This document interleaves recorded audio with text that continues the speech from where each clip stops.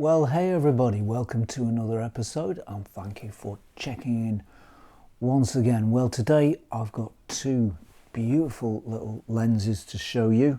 One of them is the Yongnuo 50mm f1.8 for APS-C sensor cameras, and I've been shooting that on my Fujifilm X-T3 here, and I've had some very nice results from that.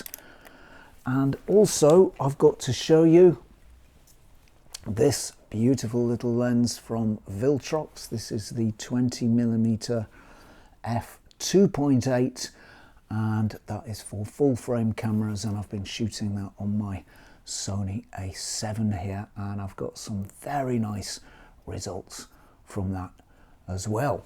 So let's look at this Viltrox lens first. This is the Viltrox 20mm f2.8, and this is a very wide lens. We're really getting into very wide territory when we get to the 20mm mark on full frame.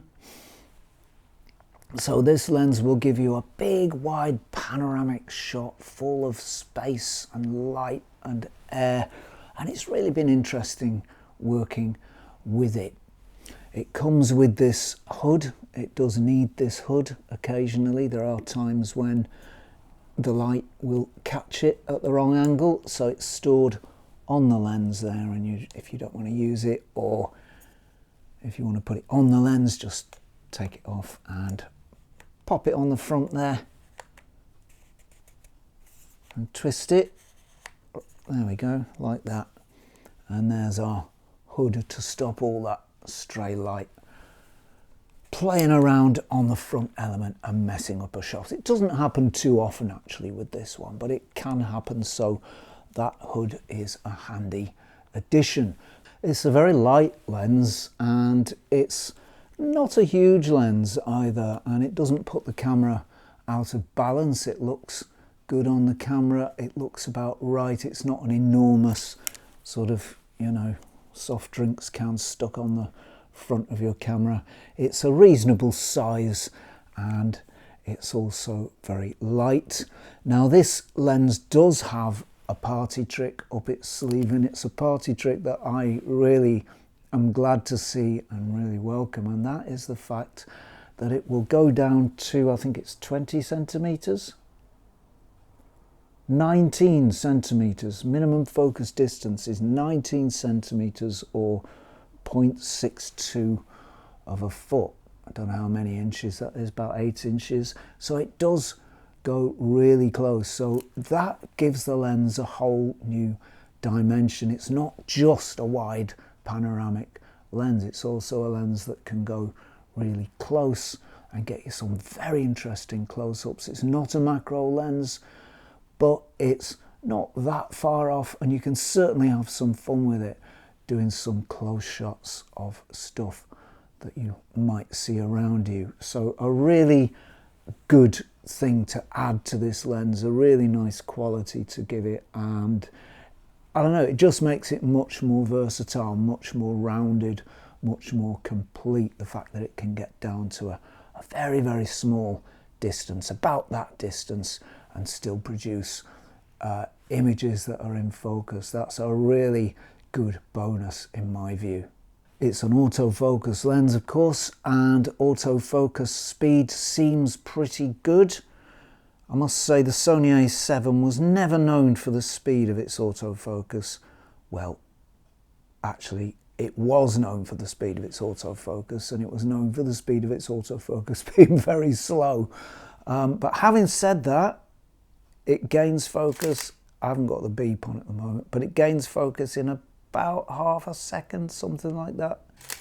It does take a moment or two on the A7, but it will be quicker on later Sony cameras and all the full frame cameras, of later manufacturer, when autofocus systems were a bit more refined and developed. Don't forget, this Sony A7 is first generation technology. It's quite an old camera now, so I really should think about replacing it with a newer one.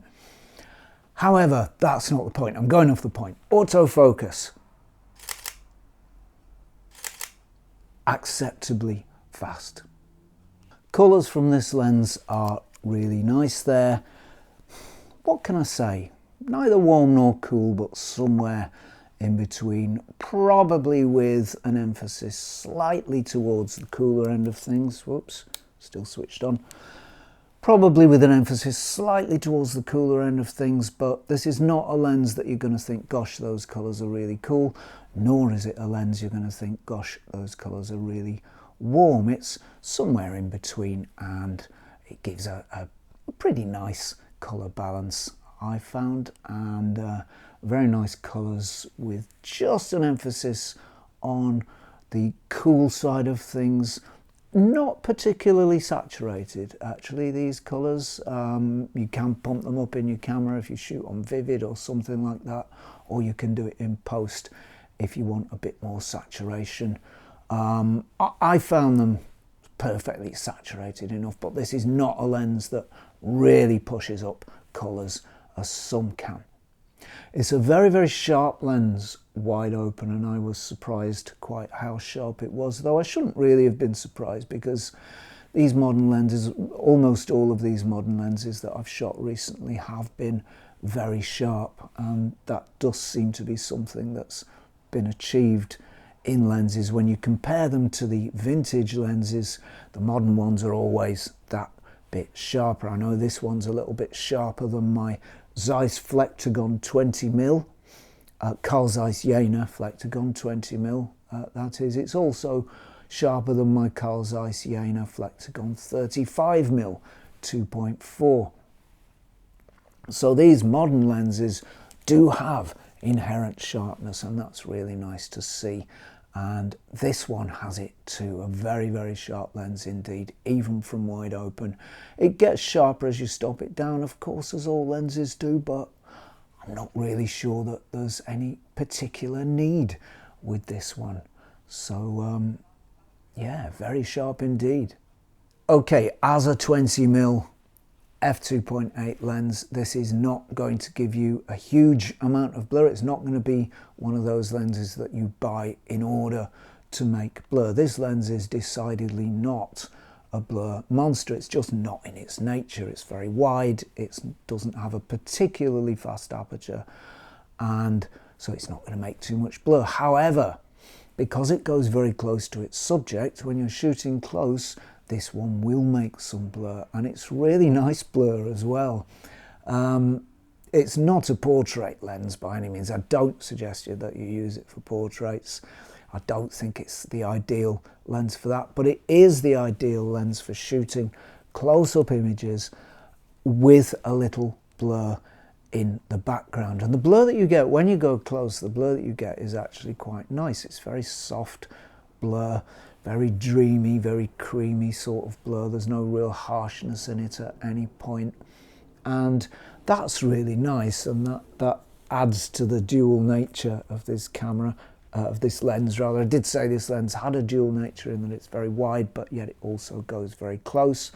Well, it also makes some very nice blur when it's close as well, so that's a bonus. It will continue to make blur up to about 3 feet away. I can't show you that on screen, but up to about 3 feet away, this little optic will continue to make some blur, not very much, but it will blur the background just that little bit and give you some separation between your subject and the background up to about 3 feet. But then the blur runs out. After that, it's a big wide lens with pretty much everything in focus. As far as chromatic aberration goes, well, this lens did very well regarding that in this little test of mine. In fact, it did so well that I could see hardly any, if any at all, in any of the shots, and that's a real achievement. Very, very little chromatic aberration with this lens. So if you're somebody who looks at the outline of a twig against the sky and sees a little bit of purple and green separation and wants to tear the hair out, don't worry, this lens is fine in that regard. This lens is no problem when it comes to chromatic aberration, because it has very, very little, or very little that I could see anyway. There is some distortion. This is a very wide lens, and when you go close, you will find that straight lines begin to bow. So you do get that little bit of distortion that is often a common sight with wide angle lenses, and the wider you go, the more pronounced that effect can be. That's an effect you can have fun with. You can bend lines, you can shoot people's faces and make them seem a little bit distorted and a little very slightly you know, out of shape compared to what they would usually be. So that can be a fun effect, but it can also be something that you don't really want to see in your shots. It might be that you do want those lines nice and straight, and if you do, it's very easy to get rid of it in post, no problem. But there is a little bit of distortion with this lens. All things considered though, I think this is a really nice little lens. It makes big wide images with a great big sense of space. It's got that dual character. It can go really close as well, 19 centimeters, to make some really fantastic and interesting close-ups of anything that you might see around you while walking around, and it really does open up what this lens can do. On top of that, it can give you a little bit of blur as well, and it's got a little bit of distortion if you want to play around with distortion effects. So a great little lens, very interesting little piece of glass, very nice to use, very sharp, good colour, and I've made some really nice images with it. So there we are, the Viltrox 20mm f2.8. Okay, ladies and gents, the next lens I've got to show you today is this one. This is the Yongnuo 50mm f1.8, and this is for APS-C sensor cameras, and I've been shooting this on my Fujifilm X-T3, and I've been having lots of fun with this little lens. It's a 75mm equivalent on full frame, so this lens on here shoots as though it was a 75mm on full frame. Those are its characteristics, so that's ideal for me. I do like a longer lens, and this one has a bit of reach, and it takes it into the kind of territory that I like to shoot. My favourite sort of focal lengths are 75, 80, 90, 100, that sort of area, from say 70 to 100. I do like to have a little bit of reach in my photography, and this lens is ideal for doing that. Let's just have a closer look at it. At the moment it's wearing a big hood that comes with the lens that clips on the front there for when you don't really need it and you're not using it, and you can get the lens cap on when the hood is on, so that is cool. You can store the hood on there, not use it, and still use the lens. You can't use the focus ring though, so if you want to shoot manual focus, then you can't have the hood on here. It comes off nice and easy, just twists off, and it goes on the other way, in the same simple manner. There we go. So that's quite a long hood, but it is fairly, this lens is fairly susceptible to light striking this front element. It's quite near the front of the lens there. It doesn't have much protection, so it does need that fairly big long hood on it to prevent it from catching too much stray light in the wrong lighting conditions. That's a lovely big front element there. We can see purple, blue, greeny colour coatings on there, and that's a lovely big piece of glass on the front. Very, very nice. You can see that on the camera this is not too big. The lens doesn't protrude too much from the camera. Remember, if you were using a vintage lens on your camera, you would need to have an adapter So it would probably be a little longer. It would probably extend to about here if you were using a vintage lens. It might add an inch, half an inch to an inch to the stack. But this lens is nicely proportioned and it gives the camera nice proportions also. Gives it a nice balance. It's an autofocus lens, of course, and it focuses pretty jolly quickly.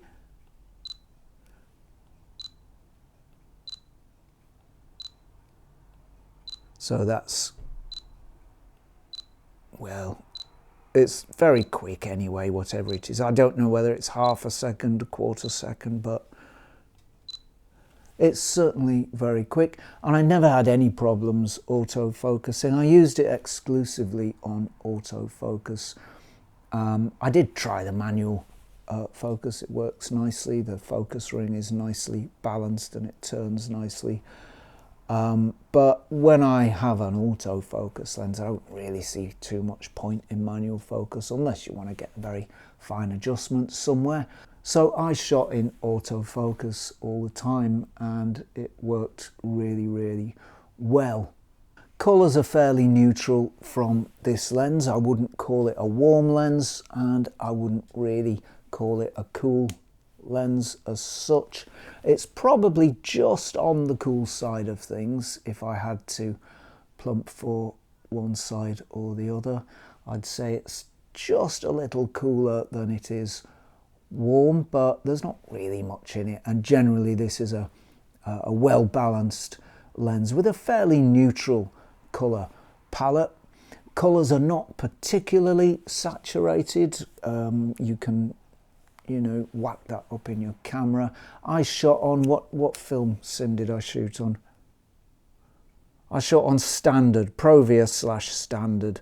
I could have shot on Velvia, which is Fujifilm's version of Vivid, to pump those colours up a little bit, but I wanted to just give an idea of, you know, what the lens does in its native habitat, so to speak, without anything added or pumped up or edited. So that's what I did, and I like this lens's colour palette. I do like saturated colours, that's generally my preference, but this one is not undersaturated and it has a very nice colour palette and it's very nicely balanced as well. So a very nice lens for colour.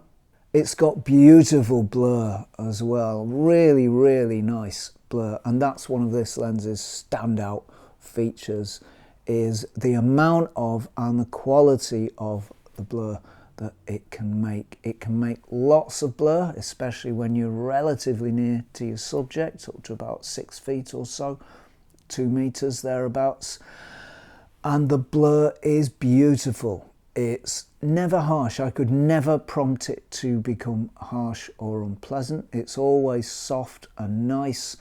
And specular highlights, you know, point light sources in the back of the shot, make loads and loads of beautiful bubbles. This is a bubbly lens and it's just beautiful. So this is an ideal portrait lens. It's very sharp.